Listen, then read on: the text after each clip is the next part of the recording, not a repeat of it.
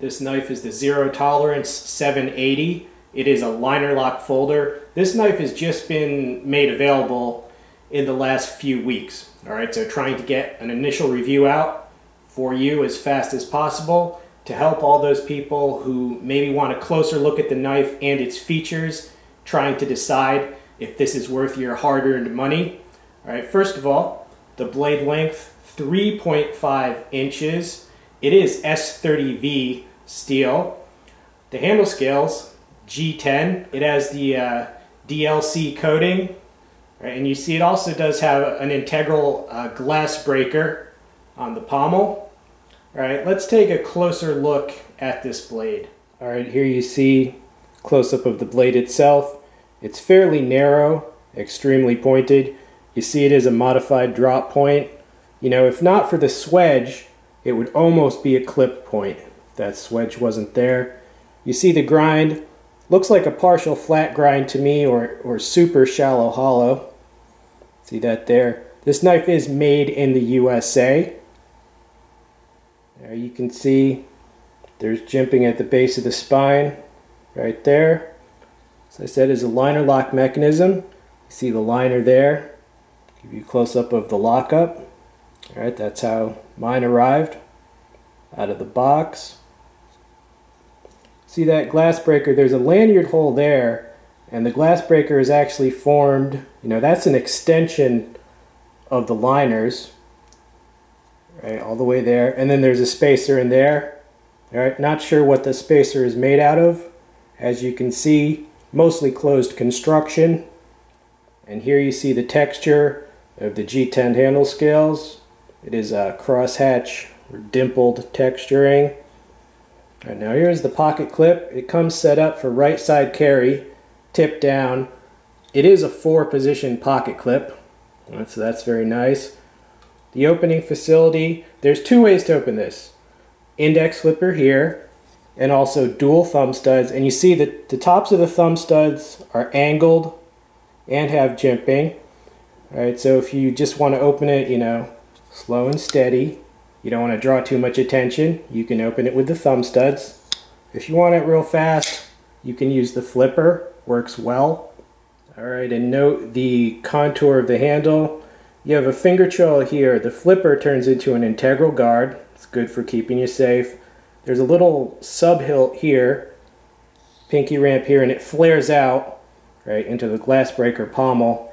You know, I'm not a fan of putting a Glassbreaker on every single folding knife, but on this knife, you know, with Zero Tolerance having a reputation as manufacturing and marketing tactical knives, it makes sense. It makes sense to put one of those on this type of design, you know, the way they market it. Now, it had no blade play, and the lockup was secure. All right, no front to back, no side to side. It was rock solid out of the box. You see the pivot screw, right? That is a torque screw. Now out of the box, in order to flip it open fully, I did have to kind of flick it hard. I experimented with loosening the pivot screw, but when I loosened it enough to make it flip out very easily, it started to have blade play. All right, so I tightened it back up, and I finally basically decided that, you know, if I want to open it fast, I'm going to go that turning motion. You know, that seems to do the trick. That, you know, see, secure lockup. All right, here you see the 780 compared next to other Zero Tolerance knives that I own. On the right, that's the 610 ST. All right, and then to the left of the 780 is my ZT200. And to the left of that is a ZT 150 military boot knife. Alright, now seeing the 780 in between those other 2 ZT folders should give you a good idea of where this model is meant to fit in the ZT line. It's meant to be a lightweight and smaller length folding knife, but still a tactical design. Zero Tolerance is known for heavy duty knives, what we usually call hard use knives, even their folders and their fixed blade. I also have the ZT100 fixed blade, but I'm sure they realize that you can't always carry a heavy or bulky knife. And now you can also see it in comparison to that boot knife. You see when the 780 is open, it's slightly longer than the boot knife, but it's very comparable. Basically, if you were thinking of carrying that boot knife, but let's say for some reason you couldn't carry the fixed blade, this folder could, it could perform some of the same duties as that boot knife would. All right, and another size comparison, also a comparison of roles and functions. On the right, Cold Steel Recon 1, that's the spear point. Next to that, Spyderco Military. To the far left, Benchmade Nitrous Striker Tanto. And to the right of that, Kershaw Groove. And in the center, the ZT780. Now, the reason I'm showing the Recon 1 and the Spyderco Military next to the ZT knife is because, in my experience, those two knives right there are some of the most popular tactical knives. And by that I mean knives that are carried by police, military, and civilian firearms owners.